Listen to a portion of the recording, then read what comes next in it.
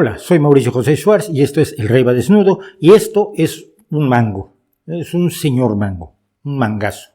Es una fruta tropical, concretamente del tipo de fruta llamado drupa, como lo son la aceituna, la cereza, la ciruela, el melocotón o durazno y el lichi. Tiene una piel resistente, una pulpa muy jugosa y un hueso ocaroso. Es también probablemente la única fruta del mundo a la que millones y millones de personas consideraron lo más sagrado, al menos durante unos años. Y esto la hace parte de una historia de pensamiento mágico, irracionalidad e ignorancia que merece ser contada y que tiene relación con hambrunas, con acupuntura y otras prácticas de la presunta medicina tradicional china y con una serie de creencias irracionales varias. Pero para llegar a la historia de los mangos mágicos o sagrados es necesario remontarse al 1 de octubre de 1949, cuando se proclama la República Popular China con Mao Zedong como su líder máximo.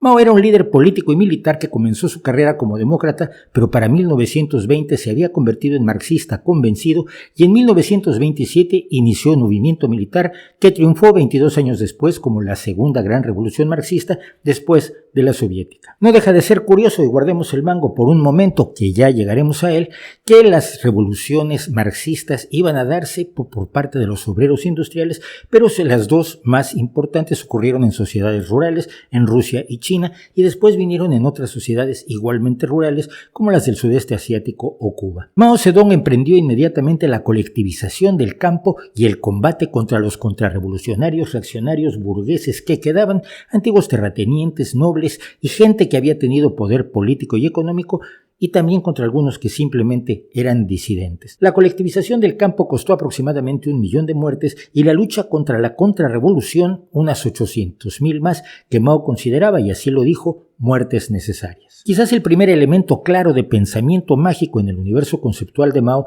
se hizo evidente en 1950 cuando decidió inventar la medicina tradicional china. En un discurso que dio, expresó que los equipos de salud chinos tenían que ocuparse de 500 millones de personas, pero los doctores de medicina occidental, como los que lo atendían a él, por cierto, eran pocos y la mayoría de la gente, sobre todo en el campo, dependía de las tradiciones. Así que ordenó la unificación completa de la medicina china. Es decir, mandó que los estudiosos hicieran una sola medicina donde había literalmente cientos, acaso miles de tradiciones diversas dependientes de cada grupo étnico, de cada poblado, de cada entorno vegetal y animal donde vivían. Esto ya lo contamos en 2 vídeos, en el de la patraña vegetal al que nos remitimos y en el de la acupuntura. Pero en esos vídeos no había mangos, lo cual sin duda es una deficiencia importante porque los mangos son, entre otras cosas, muy sabrosos.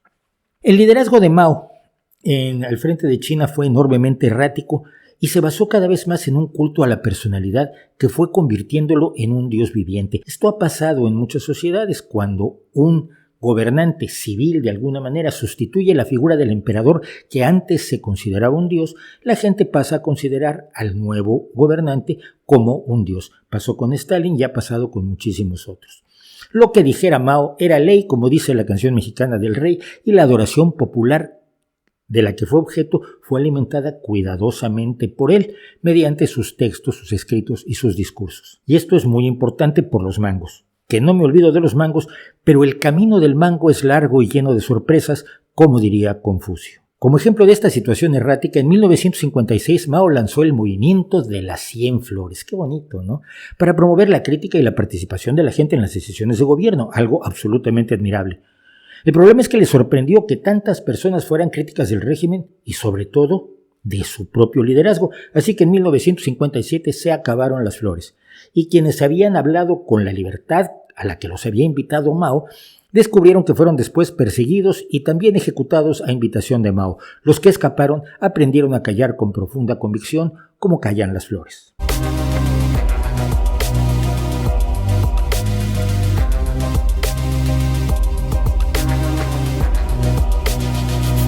El gran objetivo de la Revolución China, como había sido el de la Unión Soviética, era la industrialización con objeto de ganarle la partida tecnológica y comercial y por tanto ideológica a los países capitalistas.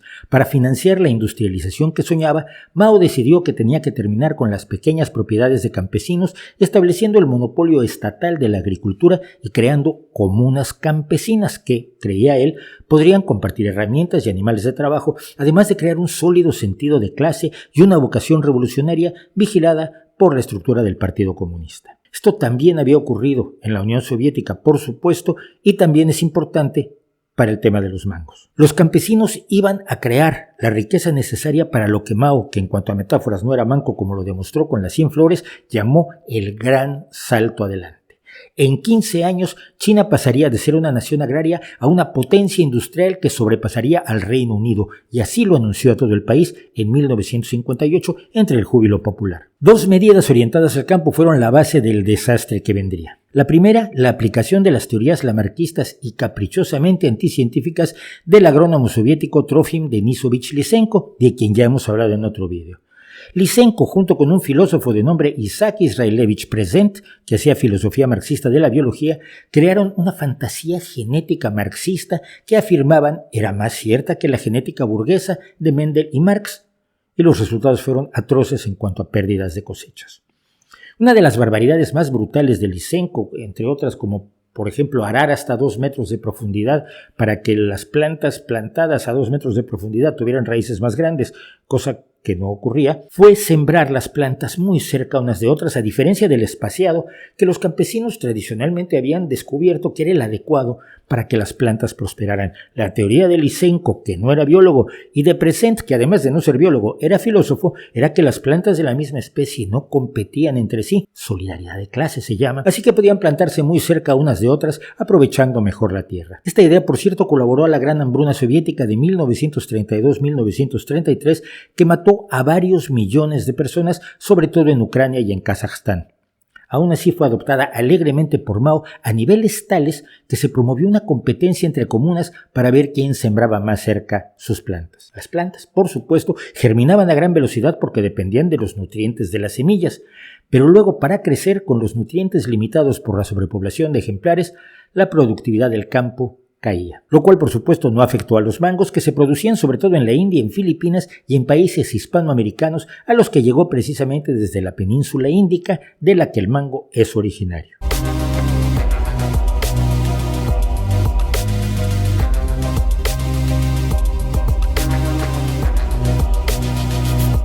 La otra medida para el campo, también dotada de un pomposo nombre por el gran timonel, como también se llamaba Mao, fue la campaña de las 4 pestes o 4 plagas, destinada a eliminar a 4 animales que se consideraban eran los peores enemigos del campo: moscas, ratas, mosquitos y gorriones. ¿Gorriones? ¿Gorriones? Bueno, sí.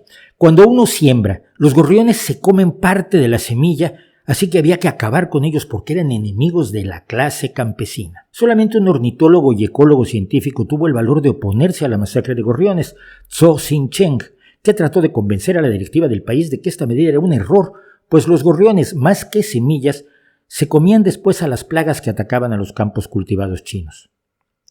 Para 1960, cuando Chen logró convencer a Mao de que dejara en paz a los gorriones y los sustituyera por las chinches para mantener el principio de las 4 plagas, el desastre ecológico ya estaba en marcha. Los campos chinos eran pasto de insectos que de pronto no tenían un depredador natural. Y no, el mango, ese desconocido, no era su depredador natural, pero el pensamiento mágico y entre poco científico y directamente anticientífico del liderazgo chino y del propio Mao, ya endiosado por su pueblo, fueron esenciales para el protagonismo que pronto tendría la jugosa fruta, o drupa, más bien. Con las nuevas técnicas lysenkoístas en vigor, se fijaron cuotas elevadísimas para las comunas campesinas, cuotas que muy pocos podían cumplir, por no decir ninguno. Pero además de esto se implicó a los campesinos en la producción de acero, instalando pequeños altos hornos en los patios traseros de las casas y que se alimentaron con cuanto era posible, desde carbón hasta la madera de antiguos ataúdes, para producir acero con objeto de superar al Reino Unido. Al horno fueron sartenes, sillas, bicicletas e incluso implementos de labranza. ¿Implementos de labranza? ¿No los necesitaban para cumplir las cuotas de producción? Asunto suyo. Claro que de esos hornos no salía acero, sino a rabio, un hierro con grandes cantidades de carbono que había que descarburizar para producir acero. Al parecer, Mao se enteró hacia 1959-60 de que estos hornos rústicos no podían producir acero, pero dejó que los campesinos siguieran operándolos para mantener vivo su fervor revolucionario. Pero mientras había que cumplir las cuotas de producción agrícola. Si los campesinos no lo hacían, los funcionarios locales del partido sospechaban, lógicamente, que ocultaban grano para venderlo como burgueses aterradores y por tanto hacían todo lo necesario para que los campesinos confesaran dónde guardaban esas cosechas abundantes que debían financiar la industrialización de China. Todo lo necesario para que confesaran. Para remate, por quedar bien, otros funcionarios por su parte informaban de cosechas récord que no existían, lo cual implicó más persecución, palizas, ejecuciones y decomisos a los campesinos. No había tales cosechas. La producción de grano en China cayó 15% en 1959 y 10% más en 1960, y no empezó a recuperarse sino hasta 1962. Y hablamos de una época en que la alimentación era de todos modos insuficiente para la mayoría de los chinos. No habiendo cosechas y con los responsables políticos decomisando incluso el arroz de las alacenas de los campesinos, se produjo una hambruna brutal que costó entre 15 millones de vidas según cifras oficiales y 55 millones según otros estudiosos.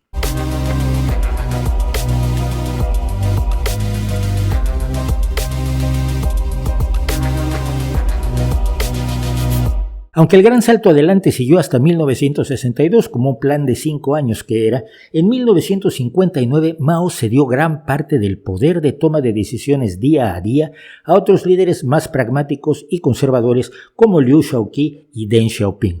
Pero él no asumió ninguna responsabilidad. Mao era, dijo siempre, víctima de los derechistas que lo saboteaban.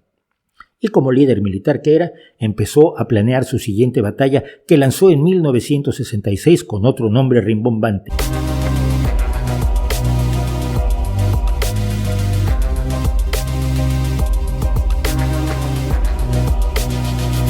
Y en la Revolución Cultural aparecieron los mangos por fin. Ya casi llegamos al meollo del asunto o al carozo de la drupa.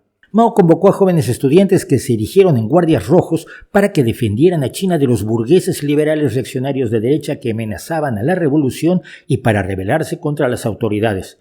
Esto pese a que 27 años después del triunfo de la revolución no quedaban muchos burgueses. Su consigna, sin embargo, era acabar con las 4 cosas viejas: viejas ideas, viejas culturas, viejas tradiciones y viejas costumbres, lo que viene siendo inaugurar la historia desde cero. Entusiasmadísimos por esta posibilidad adanista de inaugurar el universo, los jóvenes guardias rojos atacaron a todo el sistema y establecieron tribunales donde en sesiones de lucha se humillaba y apaleaba a presuntos burgueses, por ejemplo a profesores universitarios, para que confesaran sus crímenes ideológicos e hicieran su autocrítica, o más les valía. Se cerraron casi todas las escuelas y universidades y los intelectuales fueron llevados a reeducarse en el campo como agricultores bajo las órdenes de los campesinos.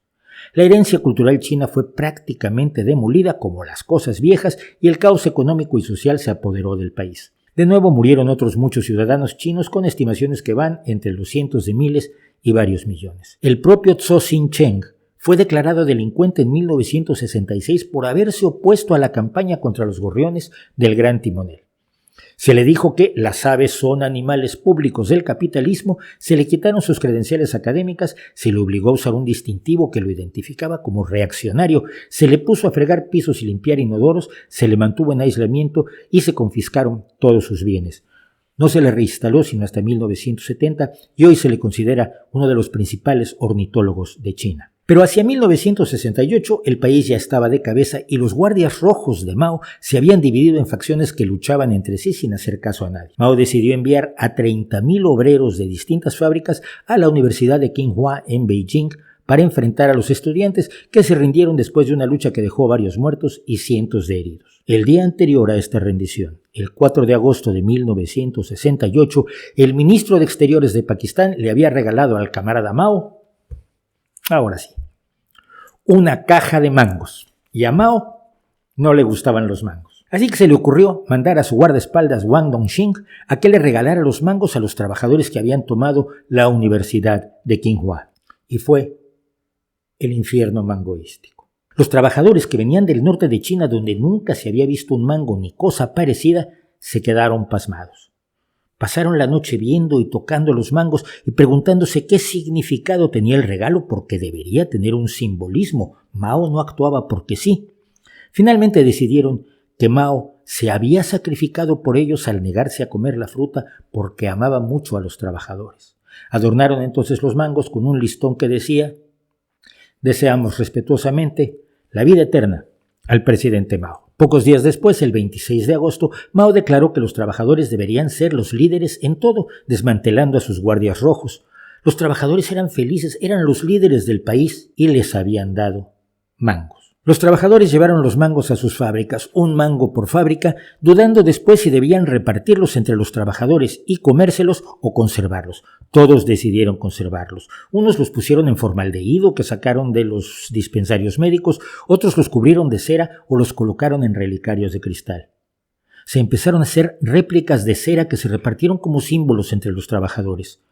Un mango fue llevado por un representante de los trabajadores en procesión con tambores para que el pueblo disfrutara de sus mágicas emanaciones y lo contemplara emocionado hasta el aeropuerto, donde un vuelo especial llevó el mango a una fábrica de Shanghái. En otra fábrica textil de Beijing, cuando su mango empezó a pudrirse, lo pelaron y hirvieron en un perol de agua, dándole generosamente una cucharada de agua bendita a cada trabajador. Se cuenta que esta anécdota le resultaba especialmente divertida a Mao Zedong, porque ahora el mango era Mao y Mao era el mango. Se escribieron poemas. Viendo ese mango dorado, era como ver al gran líder, el presidente Mao. Estar de pie ante ese mango dorado era justo como estar de pie junto al presidente Mao. Una y otra vez tocando ese mango dorado, el mango dorado era tan cálido. Una y otra vez oliendo el mango. Ese mango dorado era tan fragante. Los mangos del ministro de Exteriores pakistaní recorrieron toda China. Donde los guardias rojos habían destruido templos y santuarios, la gente empezó a adorar los mangos, replicando los rituales budistas y daoístas antes prohibidos. En algunas fábricas, los mangos se pusieron en un altar a la entrada para que los trabajadores se inclinaran ante ellos al comenzar la jornada laboral. El Partido Comunista aprovechó la oportunidad para crear lo que hoy llamaríamos una campaña completa de merchandising. Sábanas, espejos, bandejas laqueadas, tazas, teteras, pines y muchos otros artículos se decoraron con mangos. Aparecieron el jabón con aroma a mango y los cigarrillos marca mango. Y en la carroza central del desfile del Día Nacional, en octubre de 1968, en Beijing, aparecieron enormes mangos de cartón piedra. Mientras que en la provincia de Guizhou, miles de campesinos peleaban por la posesión de una fotocopia en blanco y negro de un mango verdadero. Incluso un dentista que se atrevió a comparar los mangos a las batatas fue arrestado, paseado por el pueblo y ejecutado. 18 meses después, hacia 1970, la fiebre del mango empezó a desvanecerse. En 1976, la esposa de Mao, Jiang Qing, trató de revivir el fervor mangoístico y aumentar su credibilidad como posible sucesora del gran timonel, produciendo la película La canción del mango, que se rodó mientras Mao agonizaba y echaba de su lado a los médicos tradicionales chinos para que lo atendieran solo los médicos de verdad, como Li Shisui, quien contó estas anécdotas. Pero el truco de Jiang Qing no funcionó. Una semana después del estreno, fue arrestada como miembro de la banda de los 4 que se trató de adueñar del poder en China.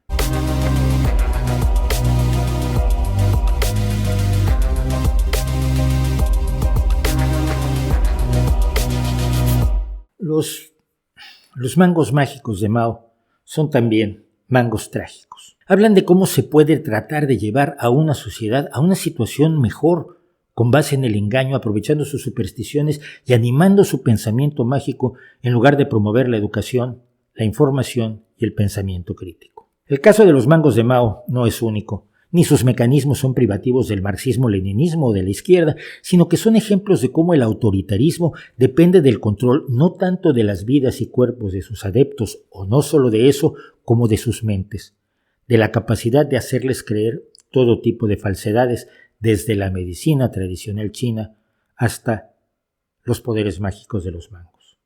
Ante esto parece claro que solo la información, solo la educación, solo el cuestionamiento pueden realmente crear sociedades más amables donde sea posible tener una buena vida. Quienes apuestan por la ignorancia y nos venden mangos ideológicos de una u otra manera, están apostando a tener un poder no de la gente, sino sobre la gente, como lo vemos hoy en día en China, donde millones de cámaras de televisión pretenden controlar cada movimiento, cada sonrisa, cada gesto de cada uno de los millones y millones de habitantes de la tierra de Mao Zedong. Y esto, aún con las mejores intenciones, aún con los ideales más nobles, es algo que yo creo que debemos combatir, incluso cuando lo hacen los que pelean de nuestro lado o que comparten en alguna medida nuestros ideales. Decía George Bernard Shaw que el hecho de que un creyente sea más feliz que un escéptico no es más relevante que el hecho de que un hombre borracho es más feliz que uno sobrio. La felicidad de la credulidad es una calidad barata y peligrosa de la felicidad y en modo alguno es una necesidad de la vida. Y esto, aplicado a sociedades enteras, nos indica que una sociedad informada y crítica es mucho más deseable que una sociedad feliz en creencias que, como los mangos de cera que cubrieron China, no se pueden comer. ¿No cree usted? Hola, soy Mauricio José Schwartz, gracias por su visita. Para disfrutar más videos del Rey va desnudo y cosas que sabemos como estos, y para estar informado de nuestros estrenos y nuestros streamings, no olvide suscribirse y activar las notificaciones.